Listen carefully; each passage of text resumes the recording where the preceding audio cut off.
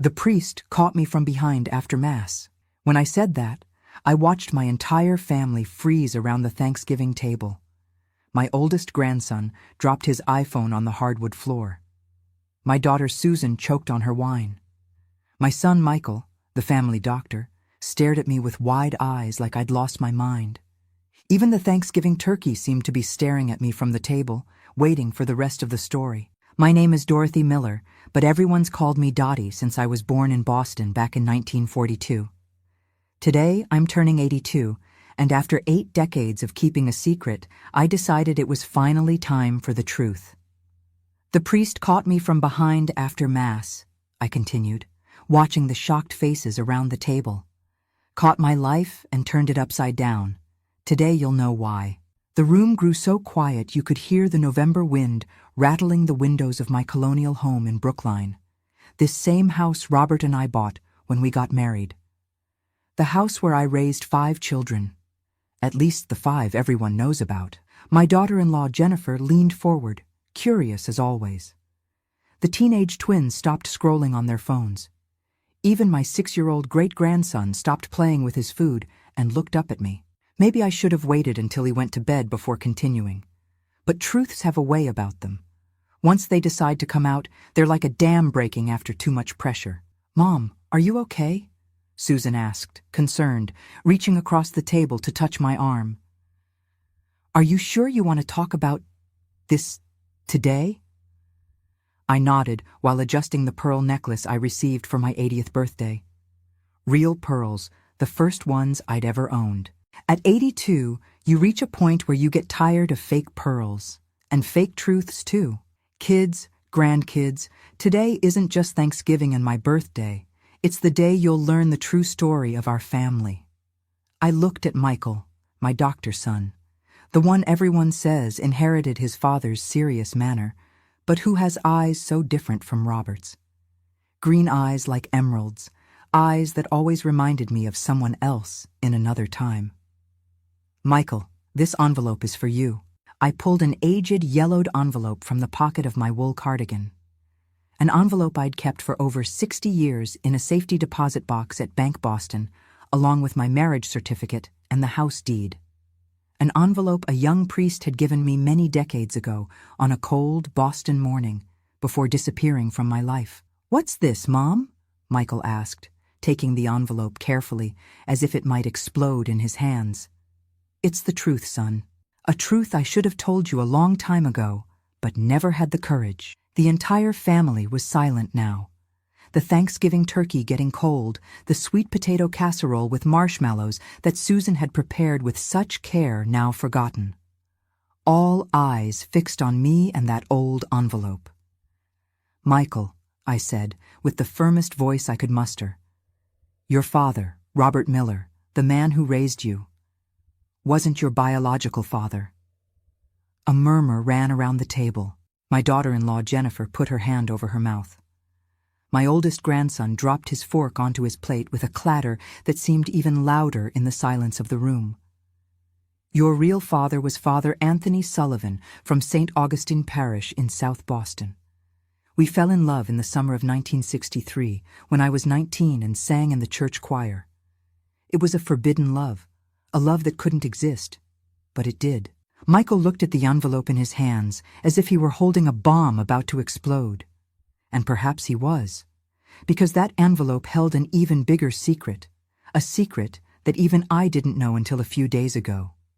"But that's not all," I continued, feeling my heart beating so hard it felt like it might burst from my chest. "There's something in this envelope that will change everything we think we know about our family." Michael's hands were trembling now, and I could see in his eyes, those green eyes so much like Anthony's, a mix of shock, confusion, and curiosity. "You can open it, son. It's time for all of us to know the truth. But first, I need to tell you what happened 60 years ago in South Boston, when I was just a girl who dreamed of singing on the radio and worked at Filene's department store, not knowing my own life was based on a lie I couldn't even imagine." Everyone shifted in their chairs, completely forgetting about the food. The old Brookline house seemed to hold its breath along with my family as I prepared to tell a story that began much earlier than I ever imagined. Boston in 1963 was a different world. Kennedy had just been assassinated, and the whole city felt like it was in mourning. Black bunting still hung from windows in South Boston, where Irish Catholic families like mine treated JFK like he was one of our own. I was 19 that summer, with long dark hair that I wore in a flip like Jackie Kennedy, and dreams bigger than my neighborhood could hold. We lived in a 3-decker in South Boston, my parents and my 2 younger sisters. Dad worked at the shipyard, and Mom stayed home taking care of us. We weren't rich, but we weren't poor either, just regular South Boston Irish Catholics going to Mass every Sunday and fish on Fridays. St. Augustine's Parish was the center of our world, where we got baptized, confirmed, and where I sang in the choir every Sunday. I had a good voice, not professional quality, but sweet enough that Mrs. O'Malley, the choir director, always gave me solos. I loved standing in front of the congregation in my blue choir robe, singing Ave Maria, while the sunlight streamed through the stained glass windows. It made me feel special, like I was closer to God than everyone else. That summer, I worked at Feline's department store in downtown Crossing, selling gloves and scarves at the accessories counter. I'd take the T from Broadway Station every morning, wearing my white blouses and pencil skirts, feeling like a real career girl. My life was simple but good. I had a steady boyfriend named Jimmy Sullivan who worked at his father's auto shop. We'd go to the movies at the Paramount, or get ice cream at Bailey's, or sometimes just sit on the steps of my house on summer evenings, talking about the future. Jimmy wanted to marry me, but I wasn't sure. I had dreams of maybe being a singer or working my way up at Feline's to be a buyer someday. Marriage seemed so final, like closing a door on possibilities. Everything changed when Father Anthony Sullivan arrived at St. Augustine's that June. He came to replace old Father Murphy, who'd been sent to a retirement home after serving the parish for 30 years. Father Anthony was different from any priest I'd ever seen. Young, only 28, with thick dark hair and eyes so green they looked like emeralds. He'd graduated from Holy Cross College and just finished his training at St. John's Seminary in Brighton. The old ladies of the parish were immediately smitten with him, bringing him homemade bread and inviting him for Sunday dinners. I remember the first time I saw him.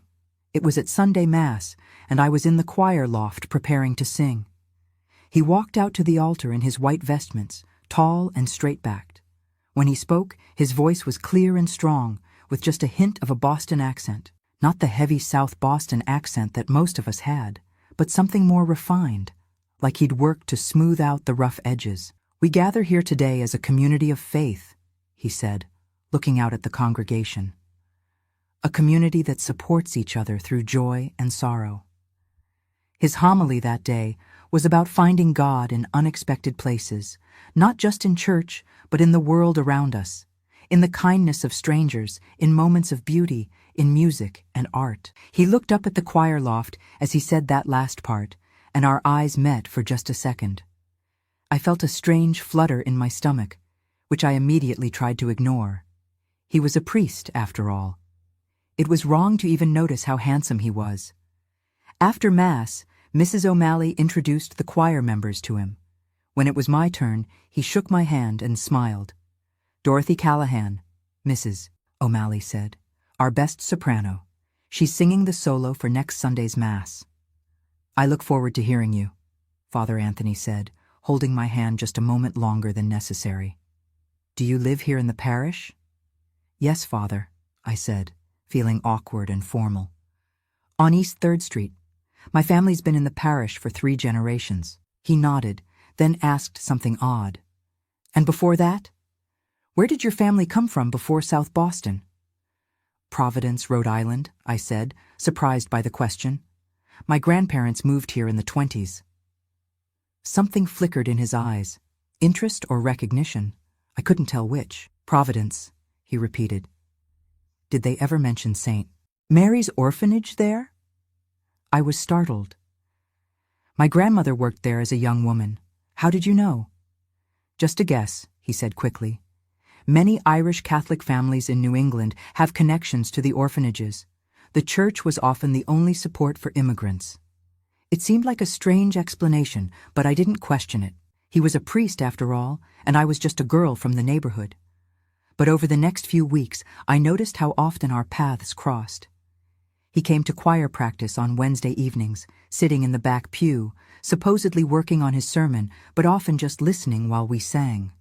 He'd make a point of complimenting me afterward, asking about my job at Feline's, my family, my life. He began asking me to help around the church, organizing the hymnal books, typing up the parish bulletin, helping with the altar society. My mother was thrilled that the new priest had taken an interest in my spiritual development, as she called it.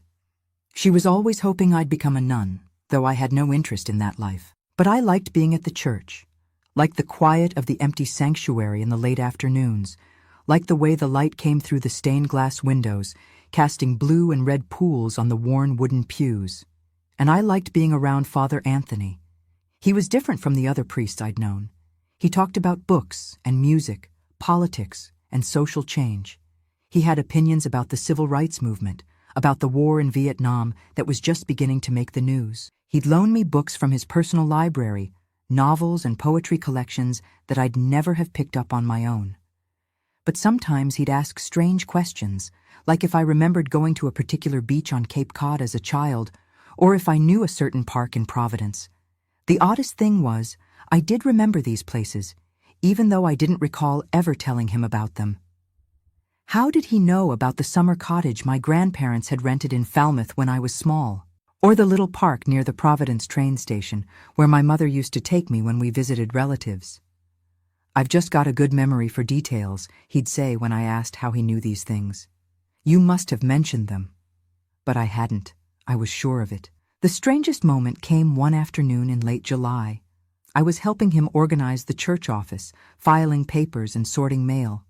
He opened his desk drawer and took out a small box. "I have something for you," he said, opening it to reveal an old rosary with dark beads and a silver crucifix.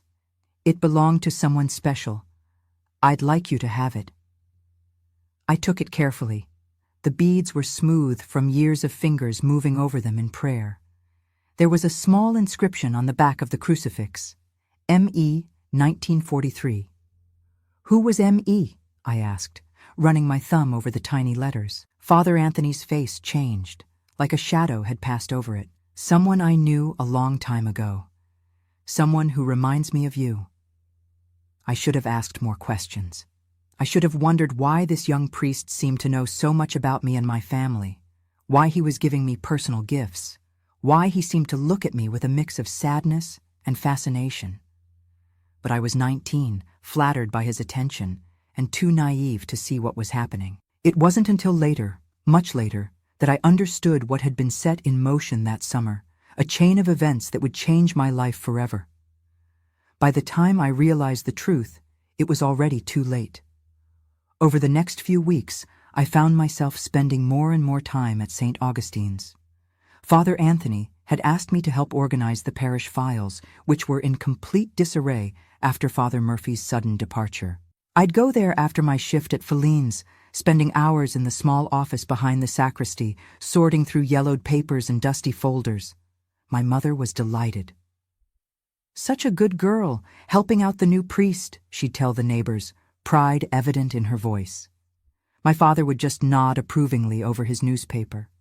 They had no idea that those afternoons in the quiet church were becoming the highlight of my days. It wasn't just because of Father Anthony, though his presence certainly made the work more interesting. There was something peaceful about being in the church when it was empty. Just the soft glow of the sanctuary lamp, the faint smell of incense, and the colored light filtering through the stained glass windows. I'd always loved St. Augustine's, with its worn wooden pews and marble altar, but now it felt like a sanctuary in more ways than one. Father Anthony would often join me, bringing coffee and styrofoam cups from the diner across the street. We'd sit amid the piles of papers, talking about everything and nothing. He was different from any priest I'd known. Younger, obviously, but also more open-minded. He talked about the changes coming to the church with Vatican II, about how services might soon be in English instead of Latin. He discussed politics and civil rights and the war in Vietnam that was just beginning to make headlines. "The church needs to evolve," he'd say, those green eyes intense. We can't stay stuck in the past forever. But it was the questions he asked that increasingly puzzled me. Strange, specific questions about my family history that seemed to come out of nowhere. Did your grandmother ever mention anything unusual about her time working at St. Mary's Orphanage? He asked one afternoon as we sorted through baptismal records. I looked up, surprised. Not really. She didn't talk about it much. Just that she worked in the nursery, taking care of the babies. The nursery, he repeated, as if confirming something to himself. Around 1943, perhaps? I think so. Why? He shrugged, focusing on the papers in front of him. Just curious. The Catholic orphanages were important institutions back then. So many children needed homes after the Depression, during the war. Another day, he asked if I remembered a particular beach on Cape Cod. That little cove near Falmouth, he said, with the lighthouse on the point. I stared at him, genuinely confused. How did you know about that place? My grandparents used to rent a cottage there when I was little. You must have mentioned it, he said, but his eyes didn't meet mine. I don't think I did, I replied, feeling a chill despite the summer heat. We haven't talked about Cape Cod at all. He changed the subject quickly, asking about the choir's plans for the upcoming Feast of the Assumption. But the odd moment lingered in my mind. The questions continued. Did I know Providence well? Had I ever visited the park near the train station? Did my mother ever take me to the children's library there? Each time, the details were eerily accurate. Places I had been, things I had done as a child, but had never discussed with him. I just have a knack for guessing these things, he'd say when I pressed him, with that smile that both charmed and disarmed me. Priests develop intuition about people. But it wasn't just intuition. It was as if he already knew me, knew my history, knew the places that had been important in my life. One rainy afternoon in early August, we were sorting through a box of religious items, old missals, prayer books, rosaries that had been left behind or donated to the church. Father Anthony reached into the box and pulled out a rosary with dark wooden beads and a silver crucifix. I want you to have this, he said, placing it in my palm. The beads were smooth from years of use, worn by countless prayers. I can't take this, I protested. It probably belongs to someone in the parish. It doesn't, he said firmly. It belonged to someone very special, and I'd like you to have it now. I turned the crucifix over in my fingers and noticed a small inscription on the back. M.E., 1943. Who was M.E.? I asked, looking up at him. His face changed, a shadow crossing those green eyes.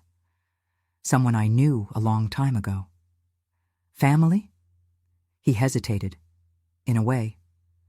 Someone who reminds me of you.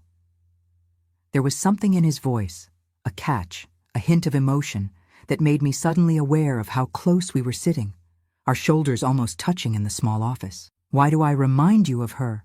I asked softly. He looked at me then, really looked at me in a way that made my heart beat faster. You have her spirit, her goodness, her... He trailed off, then added, her eyes. The way he said it, with such tenderness, such familiarity, sent a shiver through me, not of fear, but of something else, something I couldn't quite name. The confessional became another place where our conversations deepened. I'd go to confession every Saturday afternoon, as I'd done since my first communion. But now, knowing Father Anthony would be behind the screen, I found myself sharing more than just my sins. I'd talk about my hopes, my dreams, my frustrations with the limitations of life in South Boston. I feel like there's more out there for me, I confessed one Saturday. I love my family, I love this neighborhood, but sometimes I feel trapped. You have a searching spirit, Dorothy, he said, his voice soft in the dim confessional. That's not a sin. God gives us dreams for a reason. My parents want me to marry Jimmy Sullivan, I said. He's asked me twice already. There was a long pause. And what do you want? I don't know, I admitted. He's a good man. Steady job at his father's garage. Everyone says we'd make a good match. But I don't feel... I struggled to find the words. I don't feel that spark, that connection you're supposed to feel. Another pause. Longer this time. Connections are rare, Dorothy. When you find one, you recognize it immediately. It's like you've known the person forever, even if you've just met. His words hung in the air between us. I thought about how I felt sitting with him in the church office, how the hours flew by, how comfortable I was sharing my thoughts with him. Was that the kind of connection he meant? I should give Jimmy a fair chance, I said finally, more to myself than to him. Perhaps, he replied, and I thought I detected a hint of sadness in his voice. As I left the confessional, he handed me a small book through the screen. I thought you might enjoy this, he said. It was a poetry collection by Emily Dickinson. Inside the front cover, he'd written, "For Dorothy, hope is the thing with feathers that perches in the soul." That night, reading the poems in my bedroom, I felt a growing awareness that something was happening between us, something that went beyond the normal relationship between a priest and a parishioner. The questions about my past, the gift of the rosary, the personal inscriptions, they all pointed to an interest that both thrilled and frightened me. One evening in late August, I was helping to clean the church after a wedding. Father Anthony was removing the special flowers from the altar when he suddenly stopped, looking at a small leather-bound book that had fallen from his pocket. I picked it up for him. "What's this?" I asked, noticing it was a kind of journal or diary. He took it quickly, almost snatching it from my hands. "Just some personal notes," he said. But not before I'd seen a photograph tucked between the pages, a young woman in a nun's habit, smiling at the camera. Something about her face struck me as oddly familiar, though I couldn't place why. A few days later, I was sorting mail in the parish office when I came across an envelope addressed to Father Anthony. It had been forwarded from somewhere else, and the return address was from Sisters of Mercy Convent, Providence, R.I. The name on the return label caught my eye. Sister Mary Elizabeth, M.E. The same initials inscribed on the rosary he'd given me. When I handed him the letter later that day, his face paled. He took it without comment and tucked it into his pocket. "Father," I said hesitantly, "who is Sister Mary Elizabeth?" He looked startled, then composed his features. "A colleague," he said shortly, "from my time in Providence." "Is she the M.E. from the rosary?" I pressed. His green eyes flickered with something, surprise, concern, before he nodded. "Yes, she passed away, some years ago." I wanted to ask more, but something in his manner discouraged further questions. He excused himself, saying he had sermon preparations to attend to, and disappeared into the rectory.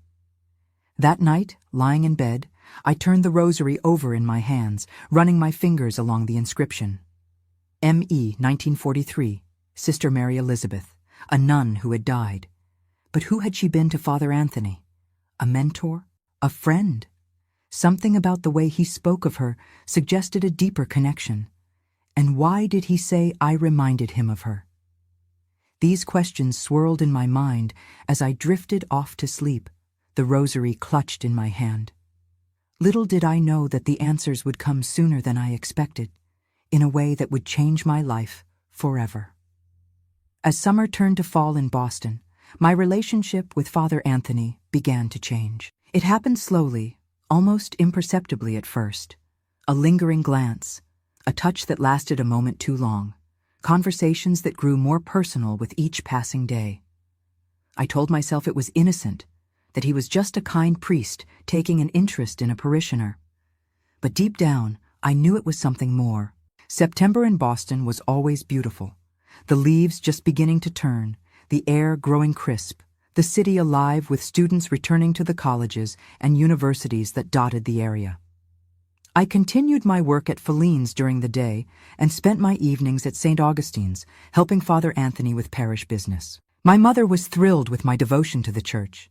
My father simply nodded his approval when I'd leave the house after dinner, saying I was going to help Father Anthony with the parish bulletin or organize the choir music.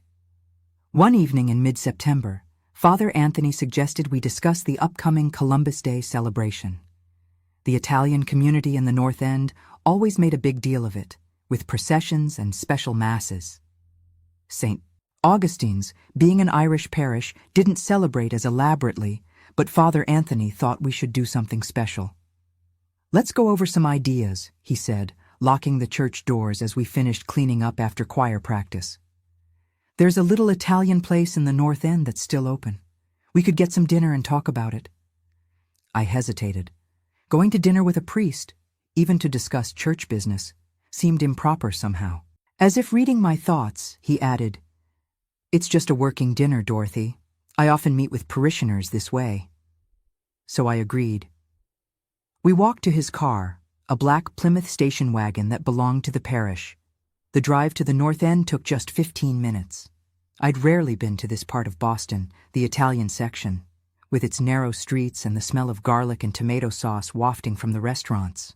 It felt like entering another world, far from the familiar streets of South Boston. The restaurant was small and dimly lit, with red checkered tablecloths and candles in Chianti bottles. Father Anthony wasn't wearing his clerical collar. He'd changed into a dark sweater and slacks before we left the church. Without the collar, he looked like any other handsome young man, and I noticed how several women glanced appreciatively at him as we were shown to a corner table.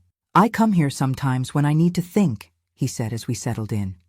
"The food reminds me of Rome, where I studied for a year before being ordained." "You studied in Rome?" I asked, impressed. It seemed so exotic, so far from South Boston. "For a year at the North American College. It was formative." Something in his voice suggested there was more to the story, but he quickly changed the subject, asking about my work at Feline's, my dreams for the future. The waiter brought us wine, real Italian wine, not the sweet stuff my parents sometimes had at Christmas. I'd never tasted anything like it.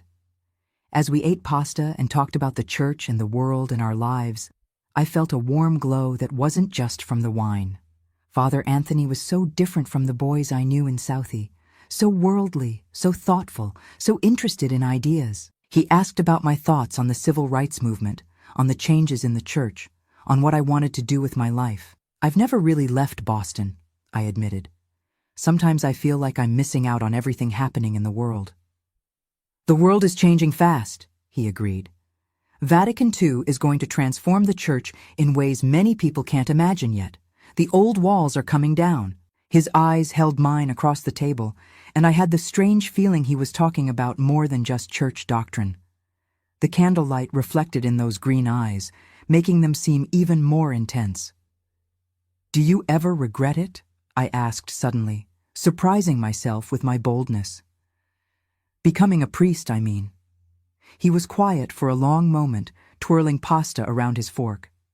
"The priesthood is a calling, not a choice," he said finally.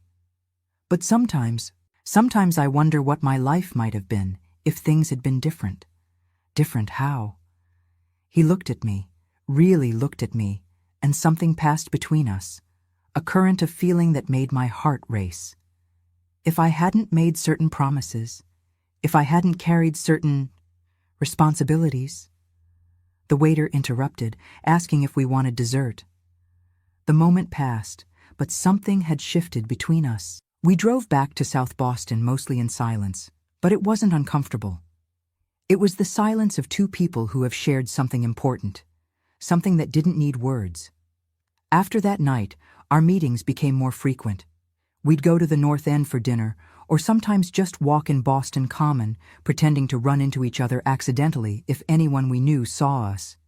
It was innocent on the surface, a priest and a parishioner discussing church matters, but we both knew it was becoming something else. October brought cooler weather and the Columbus Day celebrations.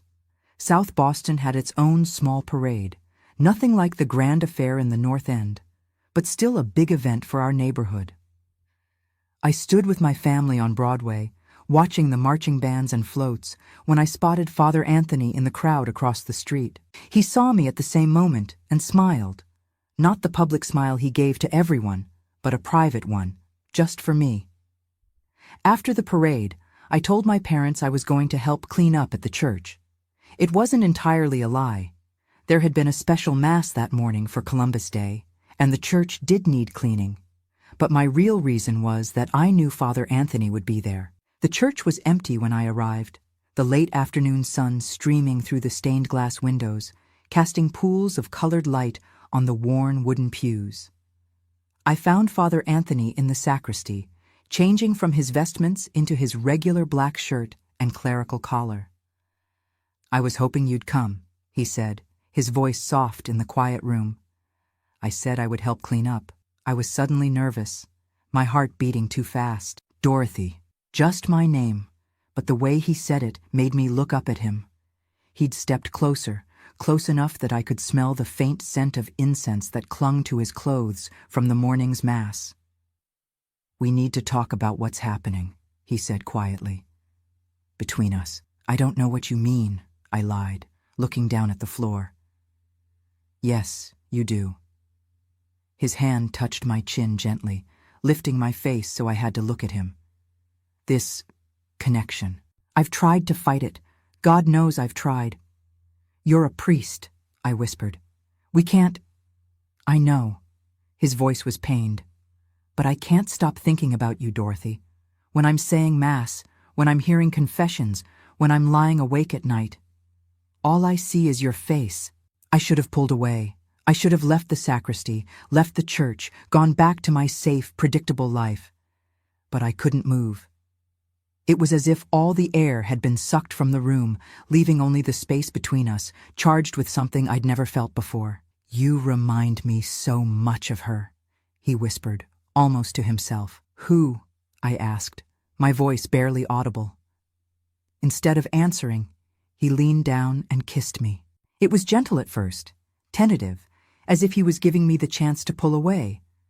But I didn't. I couldn't.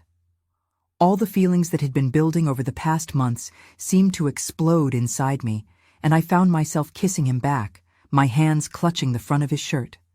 When we finally broke apart, we were both breathing hard. The reality of what we'd just done hit me like a physical blow. I'd kissed a priest. In the sacristy of St. Augustine's Church, on Columbus Day. Each detail seemed to make it worse, more real, more terrifying. "I'm sorry," he said, stepping back, running a hand through his dark hair. "I shouldn't have done that." "No, I didn't know what to say." I wasn't sorry. That was the terrifying truth. Despite everything I'd been taught about right and wrong, despite the mortal sin we just committed, I wasn't sorry at all. "Dorothy, we need to be careful," he said, his voice low and urgent. "If anyone found out—" I nodded, understanding all too well. In South Boston in 1963, a relationship between a priest and a parishioner would be more than a scandal. It would destroy both our lives. "What do we do now?" I asked, my voice shaking. He took my hand, his green eyes serious. "I don't know. I just know I can't stay away from you anymore. God help me, I've tried." And so it began. Our secret meetings, our forbidden love. We were careful, always so careful. We'd meet in the church when no one was around, or sometimes in the Boston Public Library, where we could talk quietly among the stacks of books. Once in a while, we'd risk a dinner in the North End, where no one from South Boston would see us. It was innocent in a way, just kisses and whispered words, promises we both knew we couldn't keep, but it was the most thrilling, terrifying time of my life. Every moment with him felt stolen, precious, heightened by the knowledge that it couldn't last. And all the while, there were those moments when he'd look at me strangely and say, "You remind me so much of her." I never knew who she was, and somehow I was afraid to ask. There was so much about Anthony Sullivan I didn't know, so many secrets behind those green eyes. But I was 19, in love for the first time, and I thought we had all the time in the world to learn each other's truths. I had no idea how wrong I was. From October to December of 1963, I lived in two worlds. There was the public Dorothy, the good Catholic girl who worked at Feline's, sang in the choir, and still went on occasional dates with Jimmy Sullivan to keep up appearances. And then there was the secret Dorothy, the woman who was desperately, recklessly in love with a priest. Anthony and I developed a system for our meetings. We'd arrange them during confession on Saturday afternoons. He'd whisper a time and place while giving me absolution, which seems terribly sacrilegious now, but at the time felt like a thrilling secret code. Sometimes we'd meet in the church after hours when he was supposed to be doing paperwork and I was supposedly helping with parish duties. Other times we'd accidentally run into each other in Boston Common or the public library. We became masters of the casual public encounter. If anyone from the parish saw us, it was always perfectly innocent. Father Anthony happened to be at the same bookstore as me, or we crossed paths while he was on his daily walk. A priest talking to a parishioner was nothing unusual, even if we stood a bit too close, or our conversations lasted a bit too long. Once a week, we'd risk a dinner in the North End. Those were the evenings I lived for, when we could sit across from each other at a small table in the back of an Italian restaurant, pretending to be just another couple. Anthony never wore his collar on those nights, and I'd dress up in my prettiest clothes, feeling like a real woman on a date instead of a girl playing at something forbidden. "If things were different," he'd say sometimes, twirling pasta around his fork, his green eyes reflecting the candlelight. "I'd take you dancing at Mosley's on the Charles. We'd go to see the Red Sox at Fenway in the summer. We'd do all the normal things couples do." "Do you ever think about leaving?" I'd ask, my voice dropping to a whisper even though no one could hear us. "Leaving the priesthood, I mean." The question always brought a shadow to his face. "It's complicated, Dorothy. There are obligations I have, promises I've made. To God, to someone I loved very much." He never elaborated, never explained who that someone was. There were so many mysteries about Anthony Sullivan, so many questions he wouldn't answer. Where had he grown up? Why had he become a priest? Who was the woman in the nun's habit, the one in the photograph he sometimes looked at when he thought I wasn't watching? And why did I remind him of her? Sometimes, in the middle of a conversation about music or books or politics, he'd look at me with an expression I couldn't quite read, a mixture of tenderness and sorrow, as if he was seeing someone else in my face. "You remind me so much of her," he'd murmur, almost to himself. Then he'd shake his head slightly, as if waking from a dream, and change the subject. I tried asking directly once, during one of our dinners in the North End. "Anthony, who is she? The woman you say I remind you of?" He took a sip of wine, staring into the glass as if the answer was swimming somewhere in the dark red liquid. "Someone I lost," he said finally. "Someone who was very special to me." "A girlfriend from before you became a priest?" A small, sad smile touched his lips. "No, not a girlfriend. Family. She died young." "I'm sorry," I said, reaching across the table to touch his hand. "It was a long time ago," he replied, turning his hand to hold mine. "But when I first saw you in the church that day, singing in the choir, it was like seeing a ghost. The resemblance is remarkable." I wanted to press further, to ask if this woman was the M.E. from the Rosary, if she was the nun in the photograph. But something in his expression warned me not to push too hard. I was 19, in love, and afraid of breaking the spell between us. So I let it go, telling myself there would be time to learn all his secrets. In November, as the days grew shorter and colder, our meetings became more difficult to arrange. The parish was busy preparing for Thanksgiving and then Advent. More people were coming to confession. More committee meetings were being held in the evenings. Anthony had less time to slip away, and I was busy at Feline's with the holiday shopping season. But somehow, we managed to steal moments together. Brief meetings in the sacristy after choir practice.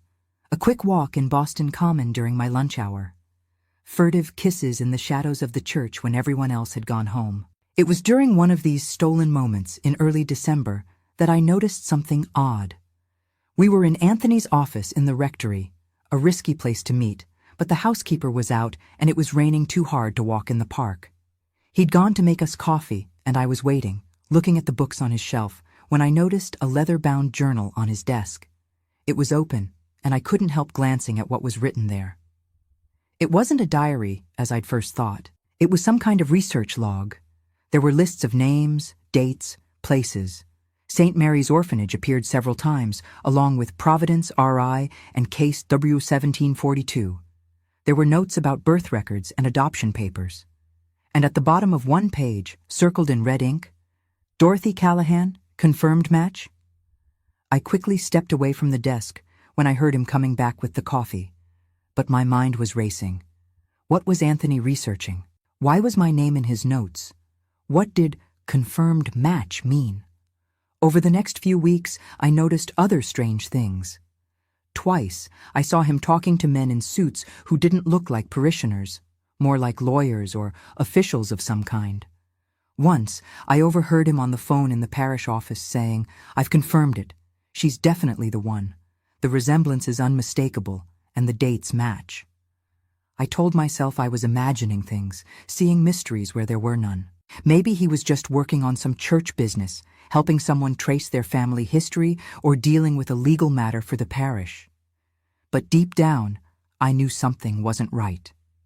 The questions about my family, the mentions of St. Mary's Orphanage, the photograph of the nun, the rosary with M.E. engraved on it, they were all connected somehow, and they were all connected to me. December brought snow to Boston, turning the city into a Christmas card scene. South Boston looked beautiful under a blanket of white. The three-deckers with their front porches decorated with colored lights, wreaths on the doors, plastic Santas and reindeer on some of the lawns. St. Augustine's was especially lovely, with candles in the windows and a large nativity scene on the front lawn. Anthony seemed increasingly distracted as Christmas approached. He was busy with parish duties, of course, Advent services, charity work, preparing for the Christmas masses, but it was more than that. He seemed worried, preoccupied, as if he was wrestling with some difficult decision. One evening, just a week before Christmas, we managed to meet in the church after a choir practice. Everyone else had gone home, and we sat in the back pew, talking quietly while snow fell outside the stained glass windows. "Dorothy," he said, taking my hand, "there's something I need to tell you." I felt a chill that had nothing to do with the December cold. "What is it?" He took a deep breath. "I haven't been entirely honest with you about why I came to St. Augustine's, about why—" He hesitated. "About why I was drawn to you." My heart was pounding. "Tell me," I whispered. But before he could continue, the church door opened with a bang, letting in a gust of cold air and snow. It was Mrs. O'Malley, the choir director, who had forgotten her music folder. She stopped short when she saw us sitting together in the back pew, my hand in Anthony's. "Father Anthony," she exclaimed, her voice sharp with surprise. "Dorothy, what are you two doing here so late?" Anthony pulled his hand away smoothly, his face immediately assuming the calm, professional expression of a priest. "Just discussing the Christmas music, Mrs. O'Malley." Dorothy had some ideas for her solo. Mrs. O'Malley looked unconvinced, her eyes narrowing as she glanced between us. "Well, it's getting late. I'm sure Dorothy's parents will be wondering where she is." "Of course," Anthony said, standing up. "I was just about to walk Dorothy home. It's dark, and the sidewalks are slippery with snow." "That won't be necessary, Father," Mrs. O'Malley said firmly. "My husband is waiting in the car. We can drive Dorothy home." And so I left with Mrs. O'Malley, feeling her suspicious gaze on me as we walked to her husband's waiting Buick. Anthony's revelation, whatever it was, would have to wait. As Mr. O'Malley drove me home through the snowy streets, I stared out the window, wondering what Anthony had been about to tell me. What secret was he hiding? Why had he really come to St. Augustine's? And what did it have to do with me? I had no idea that I would find out the answers much sooner than I expected, and that they would change my life forever. By mid-December, I knew something was wrong before I even missed my period. Call it woman's intuition, or just the subtle changes in my body that I was too attuned to ignore. I felt different, more tired, slightly nauseated in the mornings, my breasts tender in a way they'd never been before. I tried to convince myself it was stress, or maybe a flu coming on, but deep down, I knew. Still, I waited until after Christmas to buy the test. It was almost impossible to get one in South Boston without everyone knowing your business, So I took the T downtown one snowy afternoon when I was supposed to be Christmas shopping. The pharmacist at Woolworth's gave me a disapproving look when I asked for it, his eyes dropping to my left hand to check for a wedding ring. I hid the small brown paper bag inside my larger shopping bag from Jordan Marsh, among the Christmas presents I'd bought for my family. I took the test early on a Sunday morning, locked in the bathroom while my parents and sisters were still asleep. Those few minutes waiting for the result were the longest of my life. When the test showed positive, confirming what I already knew in my heart, I sat on the edge of the bathtub and cried silently, my hand pressed against my mouth to muffle the sound. Pregnant, with a priest's child.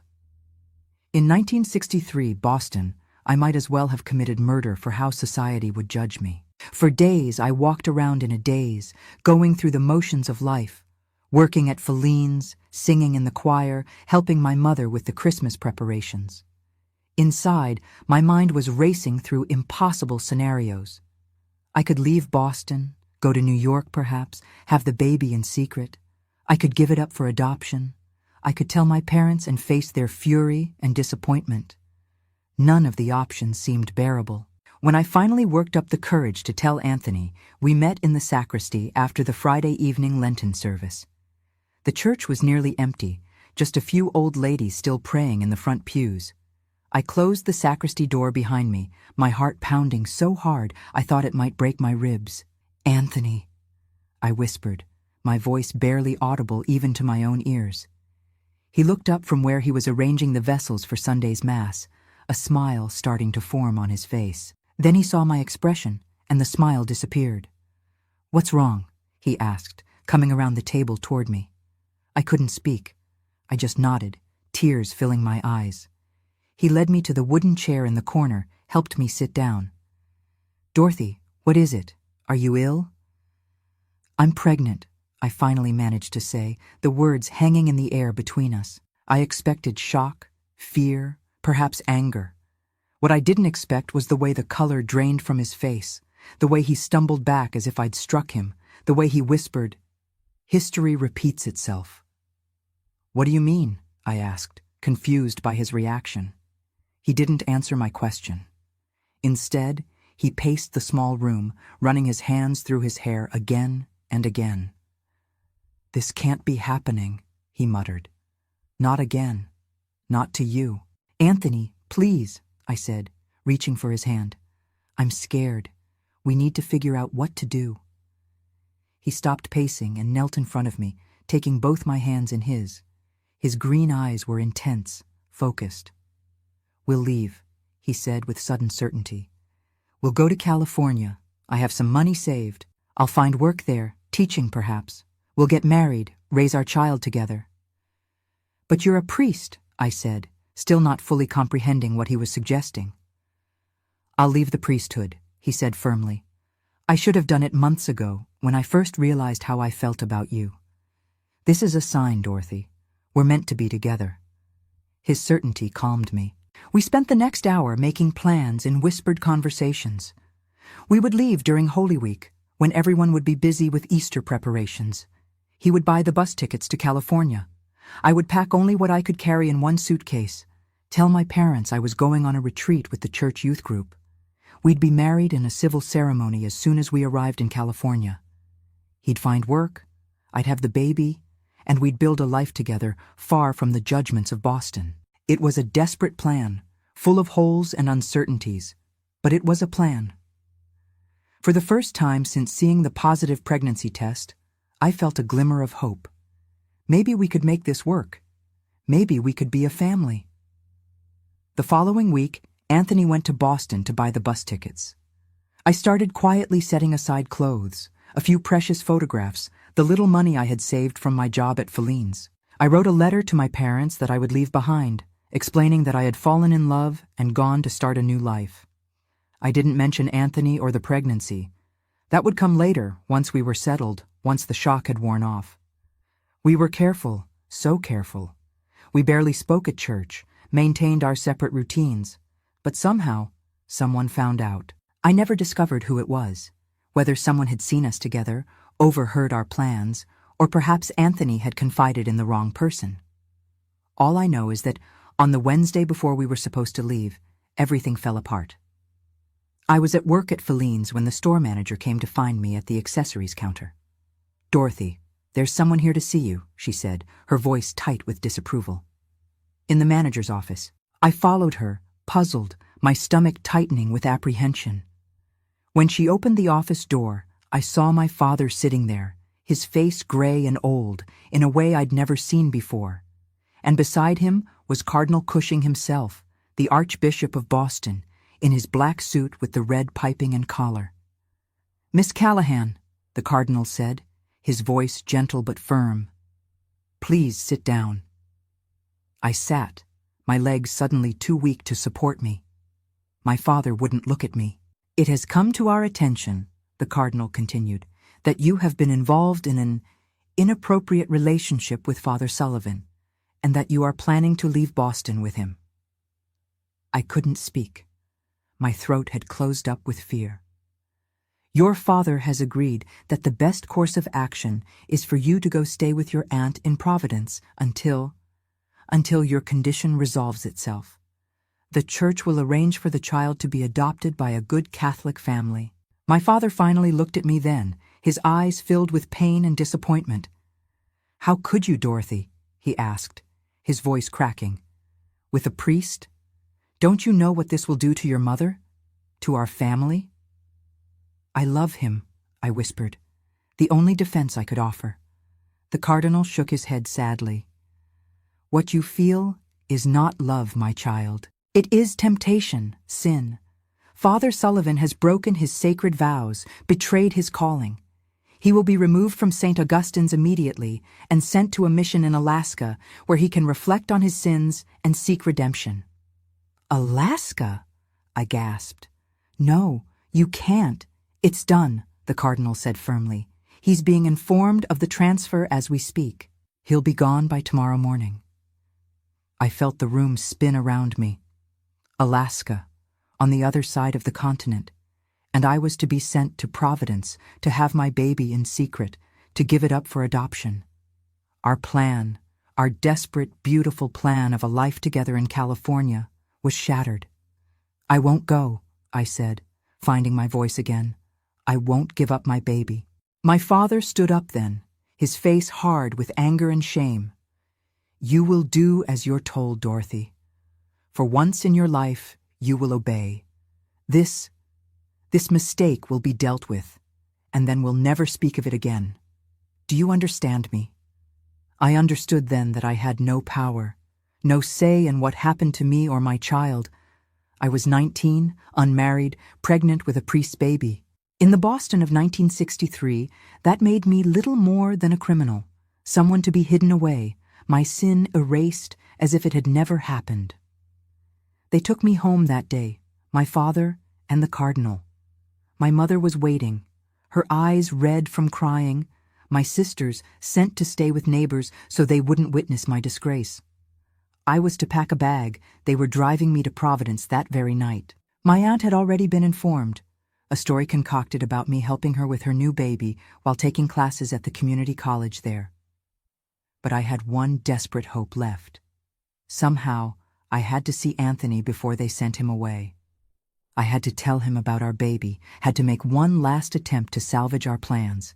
If I could just talk to him. I never imagined that within 24 hours, both our lives would change forever, in ways neither of us could have foreseen. And I never imagined that the final conversation with the father of my child would take place in the most unexpected of locations, an empty Fenway Park, under a sky-threatening snow, with secrets finally revealed that would haunt me for the next 60 years. I had one desperate hope left, to see Anthony before they sent him away. My father had driven me home from Feline's, the Cardinal sitting in the front seat next to him, both men rigid with disappointment and shame. At home, my mother was red-eyed from crying, packing a small suitcase for me. I was to leave for Providence that night, to stay with my Aunt Margaret until the situation was resolved, their euphemism for having my baby in secret and giving it up for adoption. "I need to use the bathroom," I said quietly as my father carried my suitcase to the car. My mother nodded, too upset to speak. As soon as I was alone in the bathroom, I climbed out the small window, scraping my knee on the sill. I ran down the alley behind our house, praying no neighbors would see me. I had no plan, only the desperate need to find Anthony before they took him away. I didn't know where they were keeping him. The rectory, the cardinal's residence, some other church facility. I had no money for a taxi, just the few dollars in my coat pocket. I started walking towards St. Augustine's, hoping against hope that he might be there, or that someone there might know where he was. The church was dark when I arrived, locked for the night. I peered through the windows but saw no movement inside. The rectory next door showed a light in one window, but when I knocked, it was the housekeeper who answered, her face hardening when she saw me. "He's not here," she said before I could speak, "and you shouldn't be either. Go home, girl." "Please," I begged. "I need to talk to him, just for a few minutes. Where is he?" She started to close the door, then hesitated. Something in my face must have moved her, desperation, heartbreak, or simply youth in pain. "They've got him at the seminary in Brighton," she said in a low voice. "But he's leaving at dawn for Logan Airport. That's all I know." She closed the door quickly, as if afraid of being caught in this small act of kindness. The seminary in Brighton, miles away, with no way to get there at this hour. I stood on the rectory steps, feeling defeat wash over me. Then I remembered something Anthony had told me once, during one of our conversations about Boston. He loved baseball, had been a promising player in college before choosing the priesthood. "Fenway Park is my cathedral," he'd said with that smile that made my heart skip. "Sometimes I go there just to sit and think when the stadium is empty." It was a long shot, but it was all I had. I walked to Broadway Station and took the T to Kenmore Square, using the last of my money. By the time I reached Fenway Park, my feet were sore, my face raw from the cold. Snow was beginning to fall in light flurries that caught in my hair and eyelashes. The stadium was dark, of course, closed for the winter. I walked around the perimeter, not even sure what I was looking for. Then I saw him, a solitary figure sitting on a bench across from the main entrance, hands clasped between his knees, head bowed. Even without his collar, I would have recognized Anthony anywhere. "Anthony," I called softly, crossing the street. He looked up, his face registering shock, then something like pain and joy mixed together. He stood quickly, catching me by the arms as I reached him. "Dorothy, what are you doing here? How did you find me? The housekeeper told me you were at the seminary, but I couldn't get there." I was crying now, the words tumbling out. Then I remembered what you said about Fenway, about coming here to think, and I had to try. He pulled me down to sit beside him on the bench, his hands still holding mine. The snow was falling harder now, creating a curtain of white around us, as if we were alone in the world.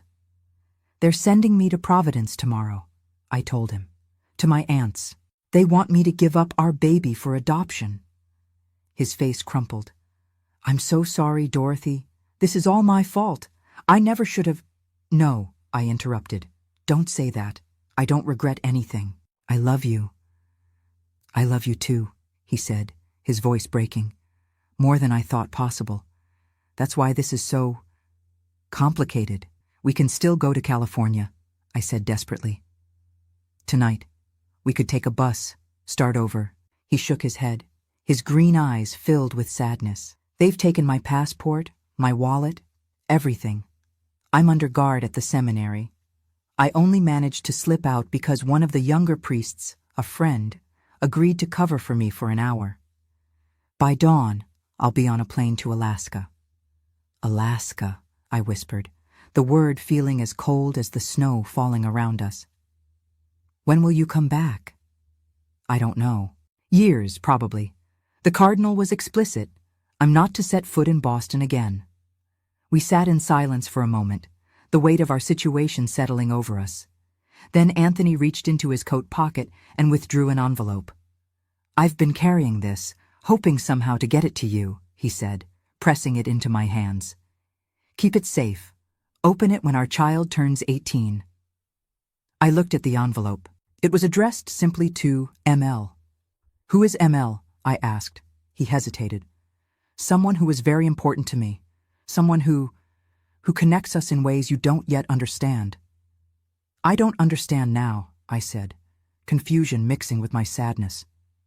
"You will, someday." He touched my face gently. "The truth is complicated, Dorothy. I came to St. Augustine's for a reason connected to you."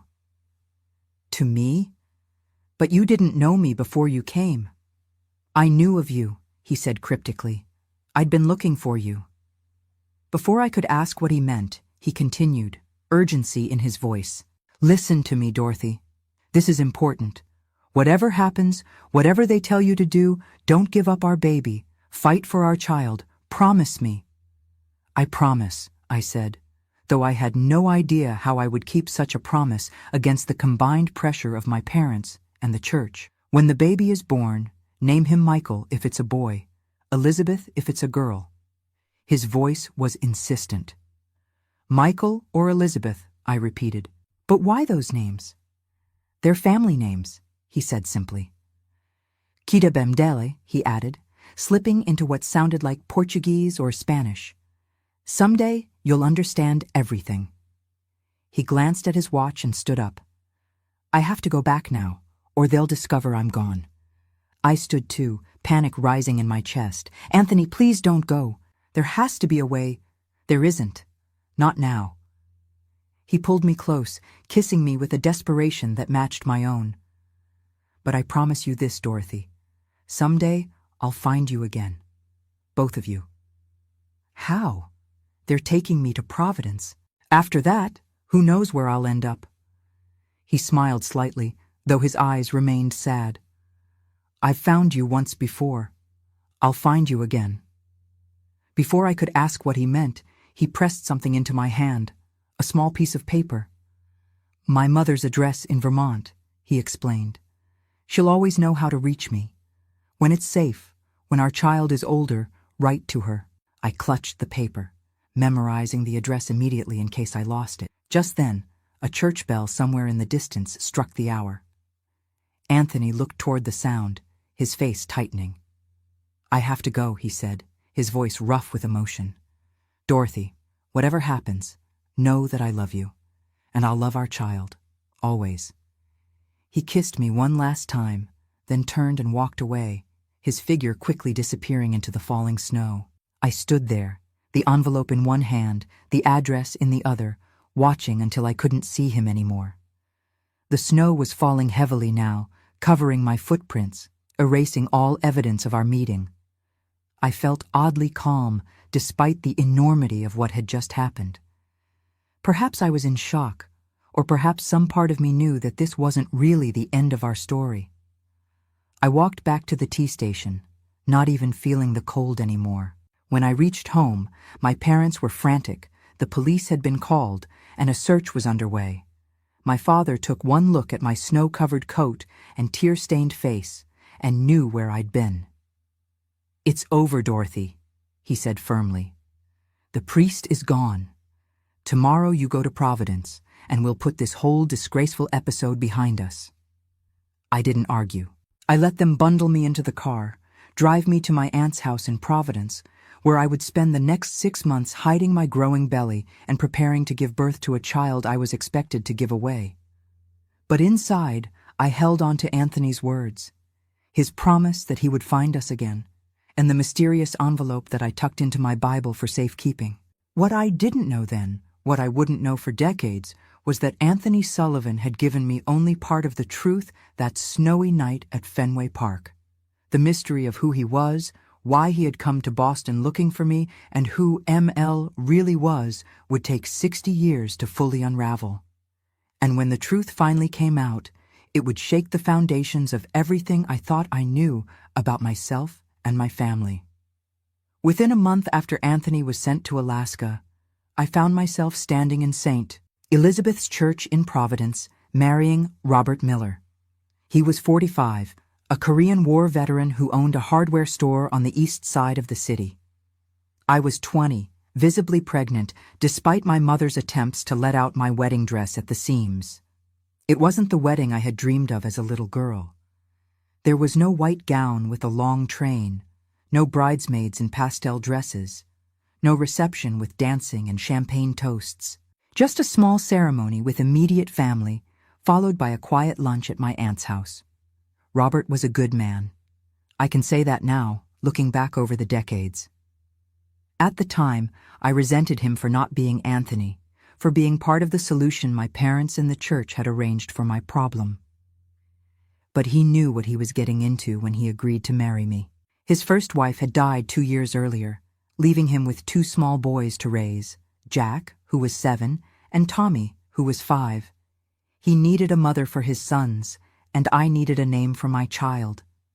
It was a practical arrangement, sanctified by the church, but understood by both of us to be something less than a love match.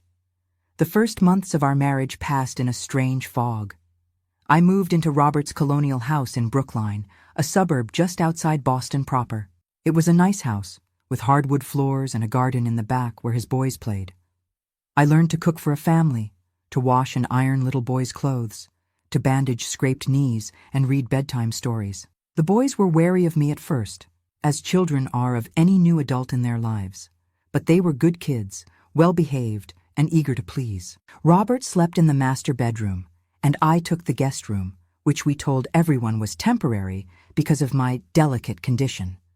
But both of us knew this arrangement would continue even after the baby was born. Robert was a gentleman, never pushing for more than I could give. At night, I would sometimes hear him pacing in his room, or the low murmur of the radio as he sat up late, unable to sleep. I wondered if he regretted his decision, if he looked at his pregnant young wife and wondered what he had gotten himself into. I gave birth to my son on July 17, 1964, at Massachusetts General Hospital. Robert drove me there when my water broke, stayed with me through the early hours of labor, then retreated to the waiting room with the other fathers when things got serious. Back then, men weren't allowed in the delivery room. I was alone with the doctors and nurses when my son came into the world, screaming his outrage at being pushed from his safe, warm home into the bright, cold hospital room. When they placed him in my arms, wrapped in a blue hospital blanket, I looked into his face and saw Anthony. He had the same green eyes, rare in newborns, the nurse commented, and the same strong chin. I named him Michael, as Anthony had asked me to. Robert, to his credit, never objected to the name, though he must have known it wasn't chosen for any connection to him or his family. On the birth certificate, Robert Miller was listed as the father. It was a lie, but a legal one, accepted and even encouraged by society. Born a little early, everyone would say with a knowing look when they saw how big and healthy Michael was for a supposedly premature baby. The fiction of the slightly early birth was maintained to preserve the appearance that he had been conceived after the wedding. No one spoke of the truth directly, but everyone knew. In Boston in the 1960s, appearances mattered more than reality. Robert was better with Michael than I had expected. He held him carefully, talked to him in the same gentle voice he used with his own sons, bought him toys and clothes just as nice as those he bought for Jack and Tommy. To the outside world, we were a normal, happy family, a father, a mother, 3 growing boys. Robert's hardware store did well. We moved to a bigger house in Brookline when Michael was 2, and I started taking classes at Boston College, studying for a teaching degree. But there was always a distance between Robert and Michael, a subtle difference in how he treated his biological sons versus the boy who wasn't his. Nothing cruel or deliberate. Robert wasn't that kind of man. Just small things, noticeable perhaps only to me, who watched with a mother's keen eye. The way he roughhoused more freely with Jack and Tommy. The way he would absently ruffle their hair when passing by, but rarely touched Michael the same way. The way his face lit up with recognition when Jack did something that reminded him of himself, a connection he couldn't feel with Michael. And as Michael grew, the differences between him and his brothers became more apparent.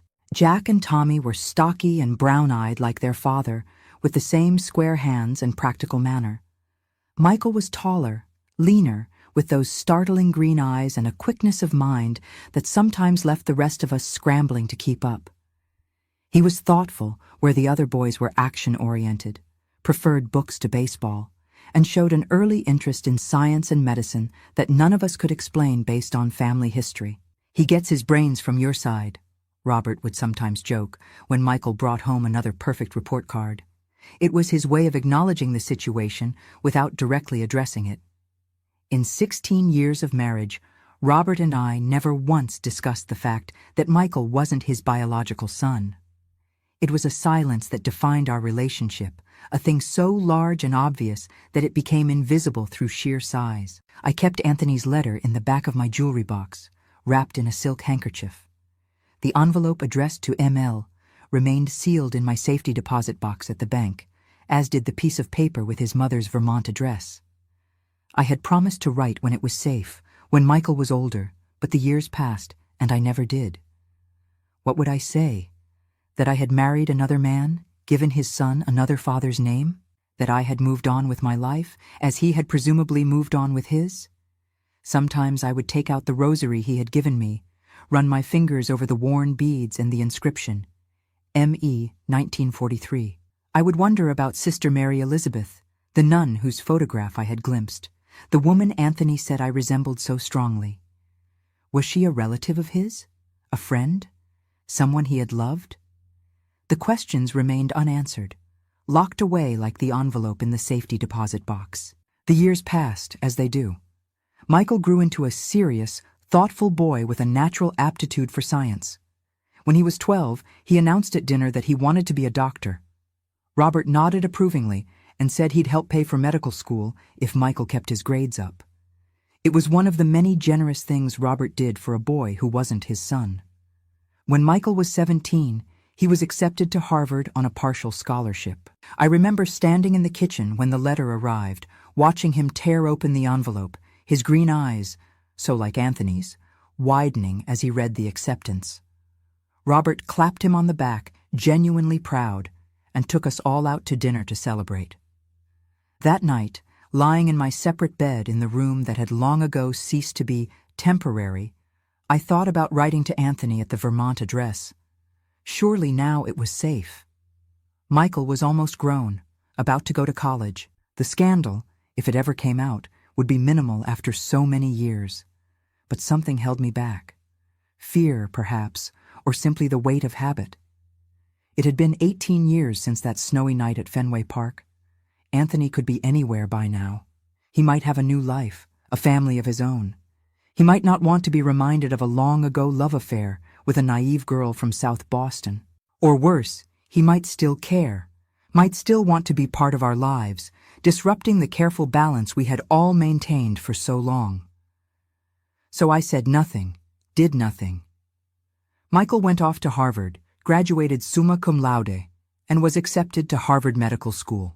Robert attended the graduation ceremony with me, sat beside me clapping as Michael received his diploma, posed for family photos with a hand on Michael's shoulder, the father who had raised him, if not the father who had given him life. It wasn't until Robert died, suddenly of a heart attack while working in his store in 1998, that I finally allowed myself to seriously consider reaching out to Anthony. By then, Michael was a successful cardiologist at Mass General, married to a lovely woman named Jennifer, with 3 children of his own. The scandal, if it ever broke, would hardly touch him now. And I was a 60-year-old widow, beyond the reach of the social strictures that had seemed so powerful when I was young. Still, I waited. Another year, then another. The envelope remained sealed, the Vermont address untouched. Until one day in 2022, sitting at my computer in my Brookline home, I typed Father Anthony Sullivan into a search engine, not really expecting to find anything after all these years. And there he was, in a small news article from a Vermont newspaper, standing in front of a community library. Former Catholic priest Anthony Sullivan, 87, cuts the ribbon at the opening of the new Franklin County Library annexation, read the caption. The old man in the photograph bore little resemblance to the young priest I had known. His hair was white, his face lined with age. But the eyes, those green eyes that our son had inherited, were unmistakable. That was when I finally made the decision that would bring us all to this Thanksgiving table, 60 years after my world had been turned upside down by a young priest in a church in South Boston. The decision that would lead us to the truth, a truth far more complicated and shocking than even I could have imagined. The years passed quickly, as they do when you're raising children and building a life. Michael graduated from Harvard Medical School with honors and became a respected cardiologist at Mass General Hospital.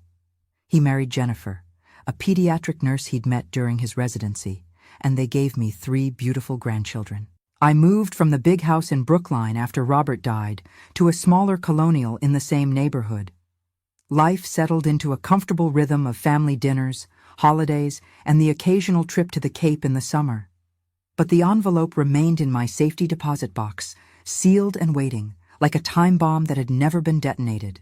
Sometimes months would pass without my thinking about it, and then something would trigger a memory.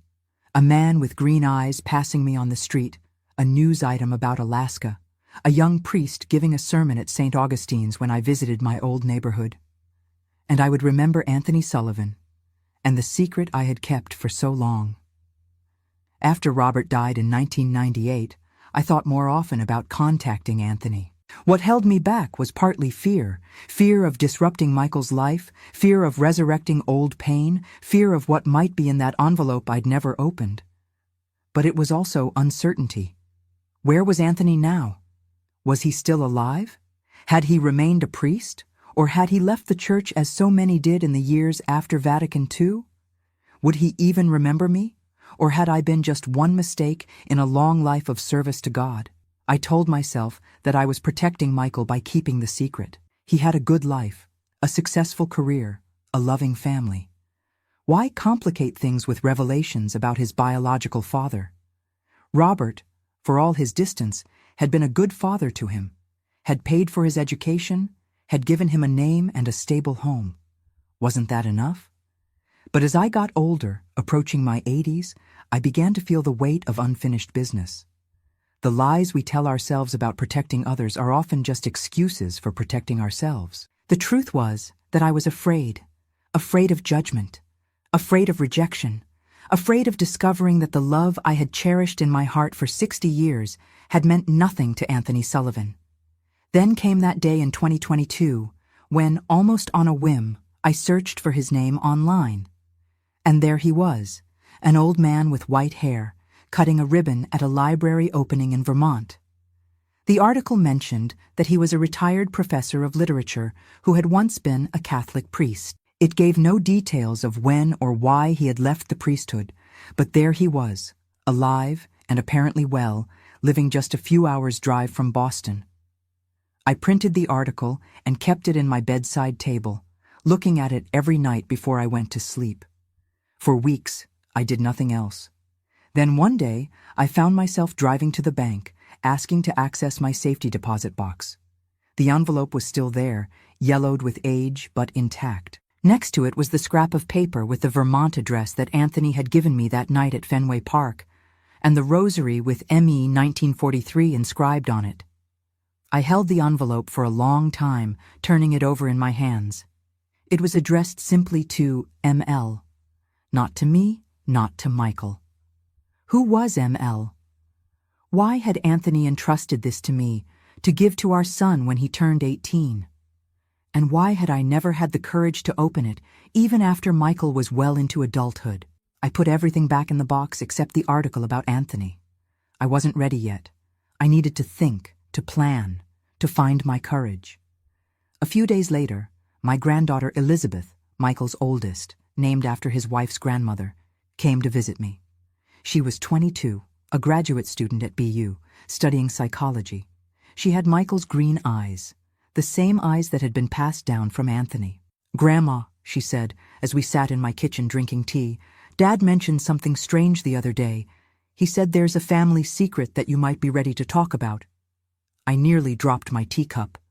What did he say exactly? Just that there was something about his birth that he's always wondered about. Something to do with his real father. She looked at me cautiously. He said he's never asked because he didn't want to upset you or Grandpa Robert. But now that Grandpa's been gone for a while, and with you turning 82 soon—" She trailed off, watching my face. I set my teacup down carefully. "Your father is very perceptive, always has been, even as a little boy." I took a deep breath. "Yes, there is a secret, a big one, and I think it's time to bring it out into the light." That night I called Michael and asked if he could come to Sunday dinner alone, without Jennifer and the kids. He agreed, though I could hear the concern in his voice. He probably thought I was going to tell him about some health issue, some diagnosis that I'd been keeping to myself. When he arrived that Sunday, I had prepared his favorite meal, pot roast with carrots and potatoes, the way his Grandma Callahan used to make it. We ate mostly in silence, making small talk about his work at the hospital, the kids' activities, the unusually warm fall we were having. When we finished, I cleared the plates and brought out apple pie and coffee. "Mom," Michael said finally, setting down his fork, "what's going on? You've barely touched your food, and you keep looking at me like—" He paused. "Like you're trying to memorize my face or something." I smiled, realizing he was right. I had been studying him, looking for traces of Anthony in his features, the shape of his jaw, the set of his eyebrows, those unmistakable green eyes. "I have something to tell you, Michael. Something I should have told you a long time ago." I got up and went to the sideboard, where I had placed the envelope from my safety deposit box, along with the newspaper article about Anthony and the small scrap of paper with the Vermont address. I set them on the table in front of him. "Your father," I said carefully, "your biological father, wasn't Robert Miller." Michael nodded slowly. "I've always known that, Mom. I mean, not known exactly, but suspected. The way he treated me differently from Jack and Tommy, the fact that I looked nothing like him or them, it wasn't hard to figure out." "Your real father was a Catholic priest," I said, the words coming out in a rush after being held back for so long. "Father Anthony Sullivan, from St. Augustine's Parish in South Boston. We fell in love the summer I was 19. When the church found out I was pregnant, they sent him to Alaska. I was forced to marry Robert, and you were raised as his son." Michael was silent for a long moment, looking at the items I had placed before him. Then he picked up the newspaper article, studying the photo of the elderly man cutting the ribbon. "This is him?" he asked quietly. "Yes. He lives in Vermont now. He left the priesthood at some point, became a literature professor." I pointed to the envelope. "He gave me this before he left. He said to give it to you when you turned 18, but I was afraid. I kept it all these years, never knowing what was inside." Michael turned the envelope over in his hands, much as I had done at the bank. "It's addressed to M.L., he said, looking up at me questioningly. "I don't know who that is," I admitted. "There are so many things I don't understand about this whole story. Anthony knew things about me, about my childhood, that he shouldn't have known. He had a photograph of a nun who looked just like me. He gave me a rosary with M.E. 1943 inscribed on it. I touched the beads, which I had brought out as well. He said I reminded him of someone he had lost, but he never fully explained." Michael was silent again, turning the envelope over and over in his hands. Then he looked up at me, those green eyes, Anthony's eyes, filled with a mixture of confusion and determination. "Mom, do you want to know what's in here, after all these years?" I nodded, my throat too tight to speak. "And this man, Anthony Sullivan, he's still alive? Still in Vermont?" "According to that article, yes. It's from earlier this year." Michael took a deep breath. "I think we should go see him before we open this." He tapped the envelope. "I think there are questions that only he can answer." I felt a wave of fear and excitement wash over me. "You want to meet him? Your real father?" "I want answers," Michael said simply. "Don't you? After all these years?" I did. God help me, I did. I wanted to know why Anthony had come looking for me, why he said I reminded him of someone, who ML was, and what was in the envelope he had entrusted to me 60 years ago. "Yes," I said finally. "I want answers." "But Michael, are you sure? This could change everything we think we know about our family." "Mom, I'm 60 years old. I've had a good life, a blessed life. I have a career I love, a wife I adore, children I'm proud of. Nothing in this envelope or in Vermont can change that." He reached across the table and took my hand. "But don't you think it's time we knew the truth? All of it?" I looked at my son, my beautiful, kind, intelligent son who had never known his real father, and felt a surge of love and pride so strong it nearly took my breath away. "Yes," I said, squeezing his hand. "It's time." And so we made plans to go to Vermont the following weekend. Michael would tell Jennifer only that we were going to research some family history. I would bring the envelope, the rosary, and all the questions that had haunted me for 60 years. What we discovered when we got there would change everything I thought I knew about myself, about my family, and about the Catholic Church's role in my life. But that's getting ahead of the story. First, we had to open the envelope. That Thanksgiving evening, after the turkey had been cleared away and the grandchildren sent to the living room to watch football, Michael and I sat alone at the dining room table, staring at the yellowed envelope addressed to ML.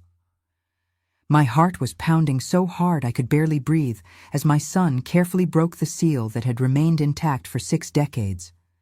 Inside was a small packet of papers and a photograph. Michael removed the photo first, an old black-and-white image of a building with a sign that read, "St. Mary's Orphanage, Providence, RI, 1942. Then he unfolded a document that appeared to be a birth certificate, aged and slightly damaged at the edges. This is your birth certificate," he said slowly, his green eyes, Anthony's eyes, scanning the page. "But it's not the one I've seen before." I leaned closer. "What does it say?" "Dorothy Elizabeth Collins," he read. "Born April 17, 1943, at St. Mary's Home for Unwed Mothers, Providence, Rhode Island." He looked up at me. "Mother's name, Sister Mary Elizabeth Sullivan. Father, unknown." My hands began to shake. "Sister Mary Elizabeth? A nun was my mother?" "There's more," Michael said, his voice catching as he pulled out a handwritten letter. The paper was thin, the ink faded, but the handwriting was unmistakably Anthony's, the same elegant script I remembered from the parish bulletins he used to write. "My dearest Dorothy," Michael read aloud, his voice trembling slightly. "If you are reading this letter, our son is now 18 years old, and it is time for him to know the truth about his heritage. A truth that connects all 3 of us in ways you cannot imagine. I came to St. Augustine's Parish specifically to find you. For years, I searched through church records, orphanage files, and adoption papers to locate the daughter of my sister, Mary Elizabeth Sullivan. You, Dorothy. My sister was a novice nun at the Sisters of Mercy Convent in Providence. In 1942, while working at St. Mary's Orphanage, she fell in love with a young seminarian. When she became pregnant, the church separated them. He was sent to a seminary in the Midwest, and she was hidden away until she gave birth. Mary Elizabeth died shortly after childbirth from complications. Before she passed, she made me promise to someday find her child, you, and make sure you were safe and loved. I was only 15 when she died, but I kept that promise.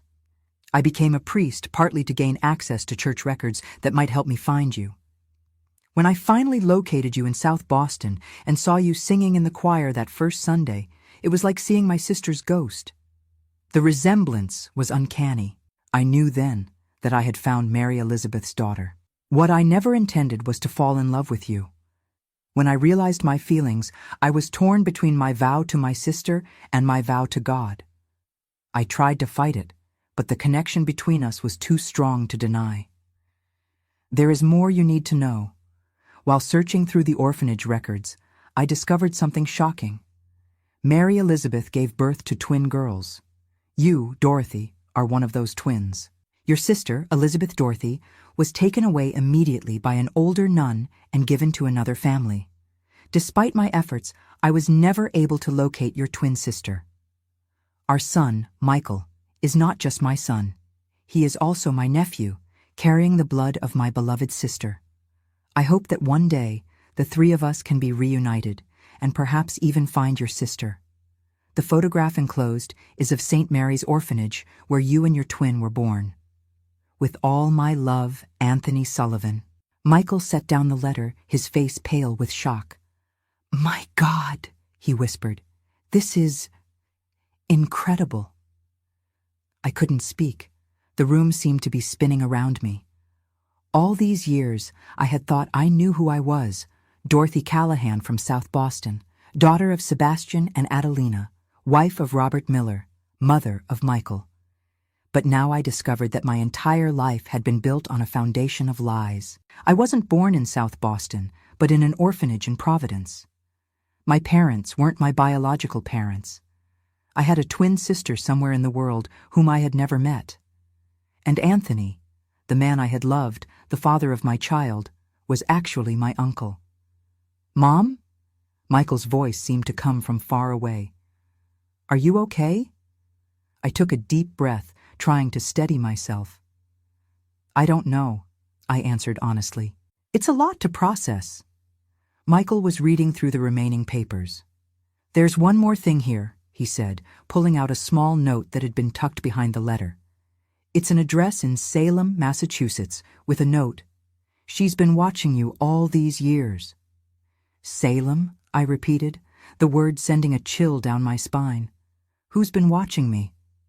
It must be your twin, Michael said slowly. Elizabeth. We sat in silence for a long moment, the implications of this revelation sinking in. My twin sister, a woman with my face, my DNA, my blood, had been living just 20 miles away in Salem. Had she known about me all this time? Had she been watching me from a distance while I remained completely unaware of her existence? We need to go to Vermont first, to see Anthony, I said finally, and then to Salem. The door from the living room swung open, and Jennifer appeared, followed by the rest of the family. Is everything okay in here? She asked, her eyes moving from Michael's pale face to mine. We're fine, Michael said, quickly gathering the papers and tucking them back into the envelope. Mom's just been telling me some old family stories. Well, the kids want to know if we can have dessert now, Jennifer said, though her expression showed she knew something significant had happened. Of course, I said, forcing a smile. Apple pie and ice cream coming right up. The rest of the evening passed in a blur. I went through the motions of serving dessert, making coffee, laughing at the right moments during family conversations. But my mind was elsewhere, grappling with the enormity of what I had just learned. The following weekend, Michael and I drove to Vermont. It was a beautiful fall day, the maple trees ablaze with red and gold leaves, the sky a clear, sharp blue. We followed the directions from the newspaper article to a small house on the outskirts of a town called Franklin. The man who answered the door was stooped with age, his hair white, his hands gnarled with arthritis. But his eyes, those green eyes that had once looked at me with such passion across a candle-lit table in the North End, were the same. Dorothy, he said, his voice cracking with emotion.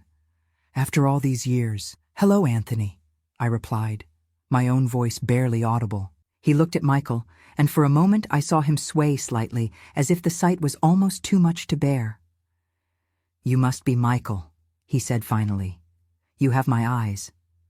Yes, Michael said simply. I'm your son. Anthony invited us inside. His home was small but comfortable, lined with books, literature, philosophy, theology. On the mantelpiece was a photograph I recognized immediately, the young nun who looked so much like me, Sister Mary Elizabeth, my mother. We talked for hours. Anthony filled in the gaps in the story, explained how he had tracked me down through church records, how he had struggled with his feelings once he found me, how heartbroken he had been when we were discovered and separated. I left the priesthood 5 years after Alaska, he told us. I couldn't reconcile what had happened with my vows. I came back east, got a job teaching at a small college in Vermont, tried to build a life. But I never stopped thinking about you, about our son. Why didn't you try to contact us? I asked. I did once, he admitted, when Michael would have been about 10. I drove down to Brookline, sat across from your house for hours. I saw him playing in the yard with another boy, his brother, I assumed, and I saw your husband come home from work, saw how he greeted the boys, saw you come out onto the porch and call them in for dinner. You looked happy. I couldn't bring myself to disrupt that. I thought about those years, about the complicated, respectful relationship I had built with Robert, about the stable home we had provided for our sons. Anthony had been right. Breaking into that life would have caused pain and confusion. But still, the knowledge that he had been so close, had seen us and turned away, brought a fresh wave of grief for all we had lost. And Elizabeth? I asked. My twin sister? The note said she's been watching me. Anthony nodded slowly. That was the other reason I came that day. I had finally located her after years of searching. She was living in Salem by then. When I found her and told her about you, she asked me not to make contact yet. She wanted to observe you first, from a distance. She was afraid of disrupting your life, afraid you might reject her. So she's been watching me all these years, and I never knew? The thought was unsettling. Not in a creepy way, Anthony clarified quickly. She just kept tabs on you, drove by your house occasionally, attended a few school events for Michael from a distance. Once, she even stood behind you in line at Jordan Marsh during Christmas shopping, just to be near you. And she's still in Salem? As far as I know, I haven't been in regular contact with her, but the address I included in the envelope was current, as of a few years ago. As we prepared to leave, Anthony took Michael aside for a few minutes, the two of them talking quietly by the bookshelf. I stood by the door, looking at the photograph of Sister Mary Elizabeth, searching for myself in her features. I spent 82 years thinking I knew who I was, I said softly to Anthony as we said our goodbyes. A good Irish Catholic girl from Boston who made one mistake. But now I discover my whole life was only half the truth. And if there's another woman out there with my face, my DNA, living in Salem of all places, dear God, what else did the Catholic Church hide from us? And why Salem, the city of witches? Anthony took my hand, his touch bringing back a flood of memories from 60 years ago. The Church has kept many secrets over the centuries, Dorothy. Some to protect people, some to protect itself. But the truth has a way of coming out eventually. As Michael and I drove back to Boston that evening, we were mostly silent, each lost in our own thoughts. The revelations of the past few days had shaken the foundations of everything we thought we knew about ourselves and our family. What do you want to do about Salem? Michael asked finally, as we approached the city limits. About Elizabeth? I looked out at the Boston skyline, the city I had called home for most of my 82 years. The place where I had lived a life based on secrets and half-truths.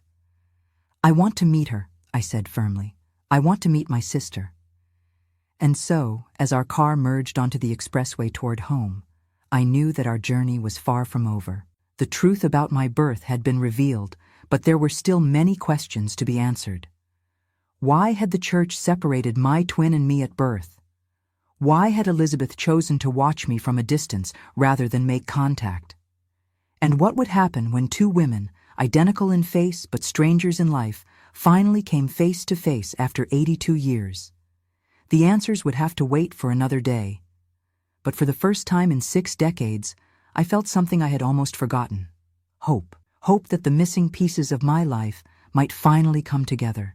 Hope that the secrets of the past might lead to new beginnings in whatever time I had left. After all, at 82, it's never too late for the truth.